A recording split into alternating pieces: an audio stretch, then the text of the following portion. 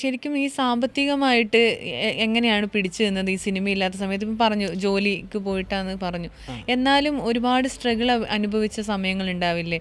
ആരോടൊന്നും ചോദിക്കാൻ പറ്റാത്തൊരു സാഹചര്യം അങ്ങനെയൊക്കെ ഉണ്ടായിട്ടുണ്ടോ? അങ്ങനെയൊക്കെ ഉണ്ടായിട്ടുണ്ട്.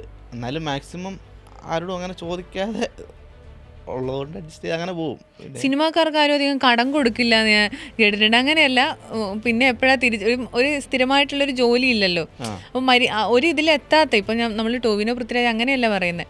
കടം തരാൻ എനിക്ക് കുറച്ച് നല്ല സുഹൃത്തുക്കളുണ്ടായിരുന്നു.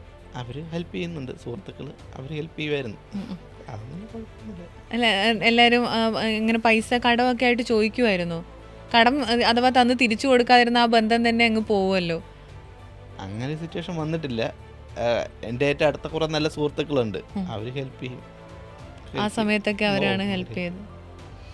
അപ്പം പിന്നെ റോൾ ചെയ്യാനുള്ള വർക്ക് ഇങ്ങനെ ഈ അഡ്വർടൈസ്മെന്റ് അങ്ങനെ വരുന്നുണ്ടായിരുന്നു. അപ്പം കുഴപ്പമില്ല, കാര്യങ്ങൾ നടന്നു പോയായിരുന്നു.